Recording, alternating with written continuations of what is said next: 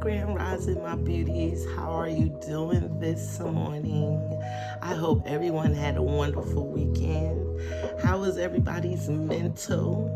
We've been writing and journaling and healing ourselves for 7 days now. It's been a week. And I just want to check on everybody's mind, like your mental. Is everybody feeling good? Is everybody okay? Okay. Again, just a small announcement. I will be out of town from tomorrow, the 5th, through Friday, the 8th. I am going to still try and record your videos. I can't make that a guarantee because I'm going to be with my mini-me. And I have not seen her since June 20th, 19th, when I dropped her off of boot camp. And I'm also sharing a room with a few of her friends. So I'm not even sure if I'm going to have that alone time to record your videos. But I will make sure I record something. If all it is just the prompt, the question, or whatever it is, I will make sure I would record it. Now, I'm not going to say y'all going to get a long video like y'all have been getting. That I can't guarantee. But yes, I will continue with the shadow work throughout the week. Also, I had mentioned in the beginning about a meet and greet. I will also would like to I'm going to make a post in a group because I would like to introduce that to the whole group, not just those in this chat.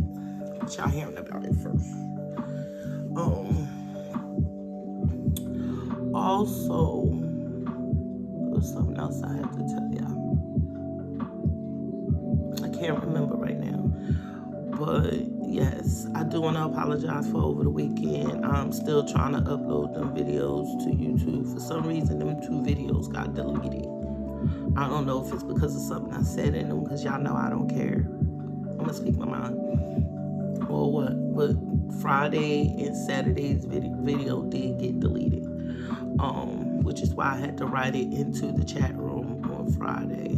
Saturday, I did the video, but it got deleted. So I don't know if it's something I said or what, but I'm trying to upload them to YouTube again. Some of my curls fell, y'all.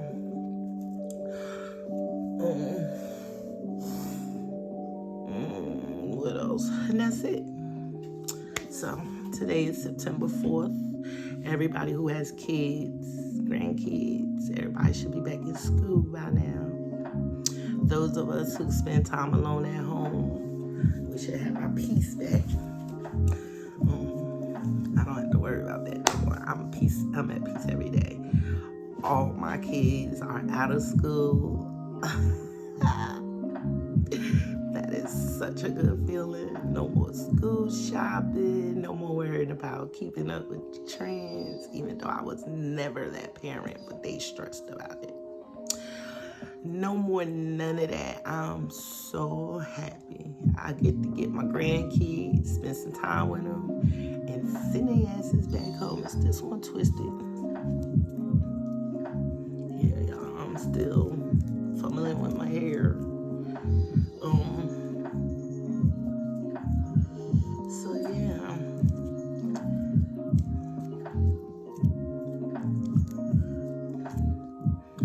I don't care about the curls. I only curled it so my hair wouldn't unravel so fast at the roots, because my hair will unravel.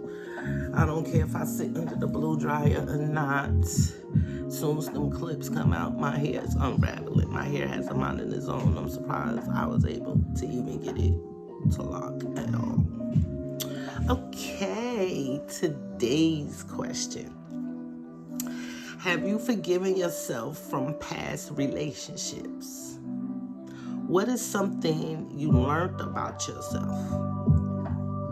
from that past relationship. Have you forgiven yourself from past relationships? It could be a friendship, boyfriend, girlfriend, a marriage. It could be a relationship with anyone. Have you forgiven yourself for some of the things you may have said, caused? This is a hard question. To me, because growing up, I had friends, but I don't think they was really my friends. I think we only hung around each other because there was nobody else to play with. But I had forgiven myself for all relationships, whether they were real, fake, long, short. I mean, because in all relationships, we all do something we have absolutely no business doing. It could be anything. The main thing is somebody is always cheating on somebody.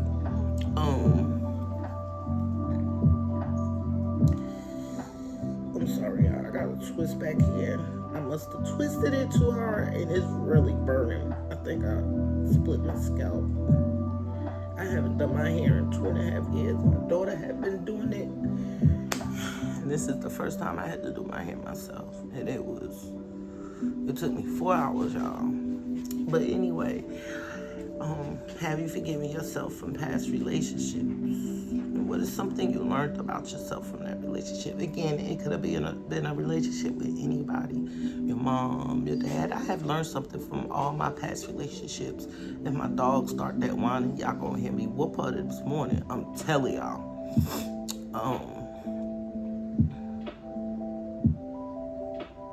I have forgiven myself for the first relationship I was in.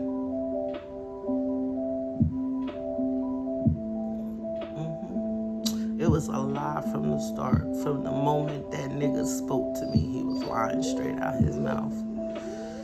I was 18 at my high school senior prom, and nigga told me he was 21. I found out 4 months later he was 10 years older than me. I learned so much from that relationship because I was never the one that had boys. I don't know if they liked me and was just scared to talk to me because I wasn't in the it crowd or what, but I'm not ugly at all. The few boyfriends I did have, I ain't really want them, so I kept them hidden or just acted like I wasn't with them.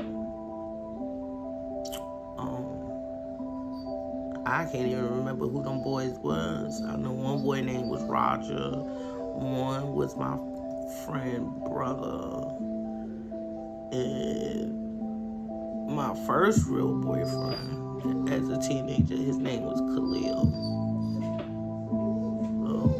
We went through some shit together with our parents because, we were young. But my first real relationship was with my son's father, my oldest son's father. I was 18 and fresh out of high school. That nigga was on the prowl.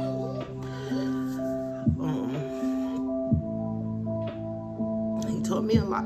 I had to grow up fast in that relationship. I mean, even though I found out he was 10 years older than me, I had some feelings for him. Shut up, Coco. And I'm not playing. Because you've been outside. I had lied to him. Whatever. So I continued to date him. My mom and them didn't like him. My aunt and them knew about him. And even though they tried to tell me about him, that just made me resent them and want to be with him more. So that's what wound up happening. Then in the result, I got pregnant with twins. I got pregnant twice by him. I had my first miscarriage May 30th, 97. I had my first baby May 30th, 98. I was pregnant with twins. And I carried my son's sister around for about 4 or 5 months dead, and it made me very, very sick. I had preeclampsia, I had toxemia, during birth. During them trying to take him from me, I had to have an emergency C-section because when I went into labor, my blood pressure shot up so high I was seizing. They lost me. They had to revive me twice on the table. When I came to that second time, I remember the doctor telling me if I went out again, they was going to let me go. Because they couldn't keep trying to save me, and Amelie kept declining. They was going to save the baby. And I'm here.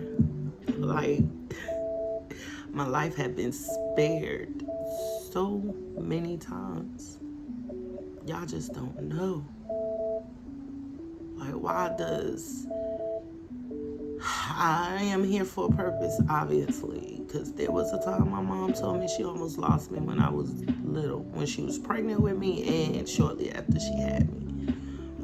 So, I don't know. I don't want to get too much into souls and how we come to earth and all that, but I wonder if this is something I put on myself, because, we do sign contracts before we come back to earth.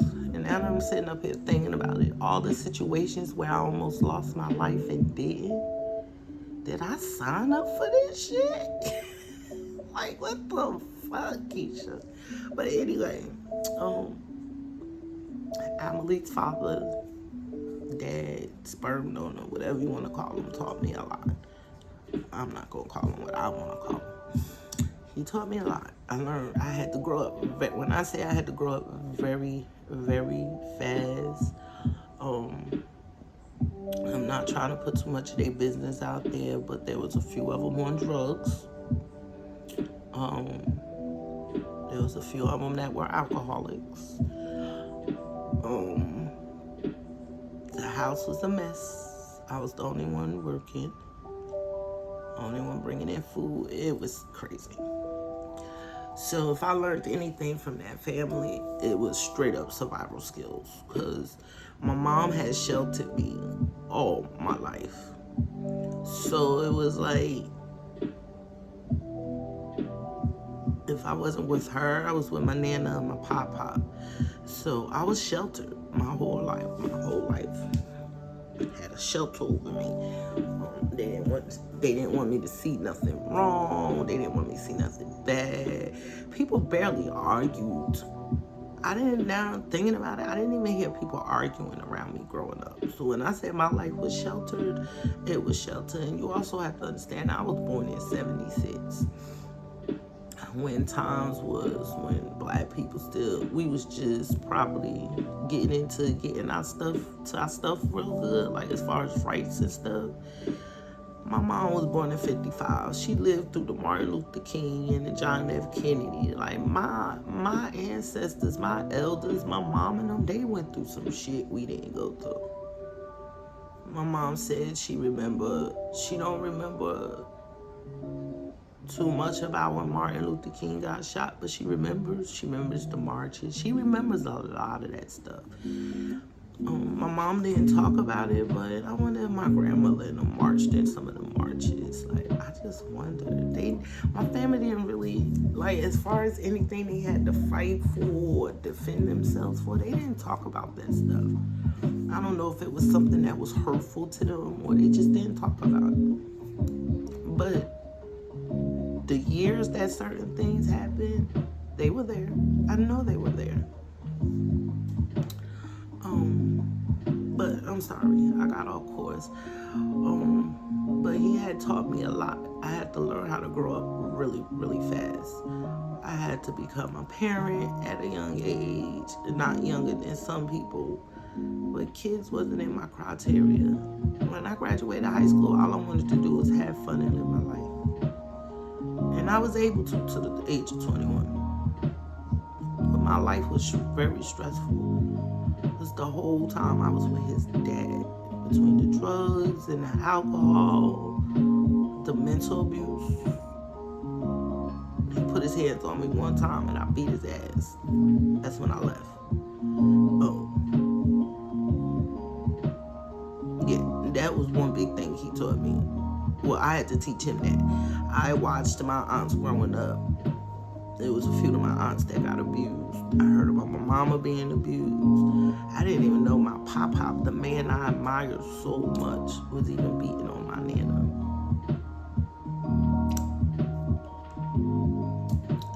So many women in my family got abused. And when I was old enough to learn that and old enough to understand that, I vowed that when I grew up, it would never be me. And I promise you, the first 2 men in my life tried it and I beat the fuck out of them. I am not the fucking one. You will not put your fucking hands on me. So when I say that relationship took me through an emotional roller coaster mentally, and emotionally, it's no wonder I didn't try to off my life then. And I'm not even saying that to be funny. I went through, like, I be sitting up here talking to y'all and I just think about, there are some things I haven't thought about that that come up that I've been through a lot. Oh my gosh. One day we're going to have a story time about that one relationship. When I said he taught me how to be a woman. I had to grow up and be a woman real fast. Once I became pregnant, I had to become a woman real fast. I was only 21. My mama didn't really sit down and talk to me about boys and what I should and shouldn't do. None of that came about until I got with him. And then when I got with him, down they wanted to tell me shit, and I just wasn't trying to listen. Y'all had all this time to tell me, and now that I'm out here, yeah. It's something I learned about myself. I don't know what I learned about myself in that relationship because I was so lost. One thing I did learn about myself, I can say, is that that's when I knew I was strong. Because during that relationship, I got put out my mom's house. I went to go stay with one of my aunts. And she thought I was sleeping with her fiance at the time. So I was on the streets for a couple of days, just a couple of days. Then from there, I started house hopping. And I can't even tell you where I went after that. Like, when I say me and my mom didn't get along and she would put me out, she just didn't care. But I never went back. I didn't go back until she found out I was pregnant. So for 3 years, I just hopped around from house to house, from bench to bench, and nobody in my family knew. Nobody knew I was out there on them streets. Nobody knew I was out there trying to survive. So one thing I can say I learned about myself from that relationship. I learned that no matter what I go through, I will always come up out of it. And this is the first time I told people I was actually homeless at one point. Like, when I tell you people in my family didn't even know, well, if they see this video, they'll find out. Nobody knew. Not even my best friend, my bestest friend knew. Terrence. He knew I was going through some shit with my mom, and he knew we wasn't getting along. But he never knew I was out there sleeping on them benches with the fucking prostitutes. He never knew none of that. And it wasn't for a long time. Granted, it was only a couple of days here. Or it would be times when I had to do it in between finding somewhere else to sleep. And I didn't have many friends. And the one true friend I did have, her mom tried to help me out as much as she could. But she was living with somebody else, so it was only but so much she could do. I had people trying to help me. I bet you my friend Heather don't even remember that. Neither one of them, her or Monique. I bet you they don't even remember that when I was out there. I was out there on the street at a young age. My mama put me out, y'all. I was out there, and it's not even that I didn't want to listen or follow the rules. Even at the age of 40-something, I still tend to get treated like a child. And that's all I'm going to say. So I guess that's another past relationship, current relationship I'm still learning from. Life is so hard, y'all. No book is given to us, no handbook, no instructional manual, nothing is given to us on how to live. And it's hard. So there's going to be lessons we need to learn, have to learn, and will learn. I'm a survivor. And because I had been sheltered all my life, and then when it came time for me to have to be out there on my own, I was scared. I didn't know what to do. But I made it. I went from having nothing to having something. And I'm so grateful for everything that I had. You know, some of us may have had our lives together at the age of 25. I did. I ain't even had my life right at the age of 30. You know when I got my life together? Recently.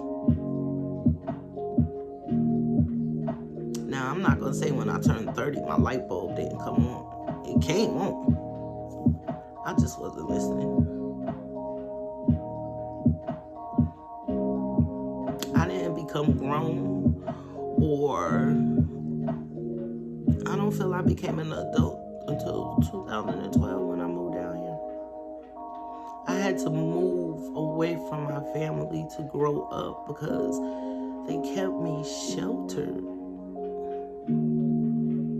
Like, I'm sitting up here and thinking about this question, like, have you forgiven yourself for past relationships? And now that I think about it, it's a lot of relationships I need to forgive myself for. Not just myself, others. Now, I may forgive you, but I doubt very seriously if I forget. Some things you just can't forget. Don't let that shit consume you. Don't let it take over your life. But there are some things you just can't forget. A child will never forget not having a dad in their life. I know the man's name. See him in wedding pictures. That's not my dad. He's my sperm donor. My dad is the man that helped my mom raise me. This is crazy. Like... I'm telling y'all, I write these questions and nothing will come to mind until I'm actually in front of this camera talking to y'all. That shit is crazy. I have learned a lot since I was 18. It's crazy, the things we go through in life. Wow. This is crazy. Okay. I don't want to get too much into that because I don't want to start crying. That's not what I want to do. So today's self-love, self-care question is, what are 10 things you're grateful for? Say it, write it, but what are 10 things you are grateful for? I'm grateful for me. I'm grateful for my parents. I'm grateful for my house, life, my kids, my grandkids. I'm very grateful for money. I'm grateful for opportunities.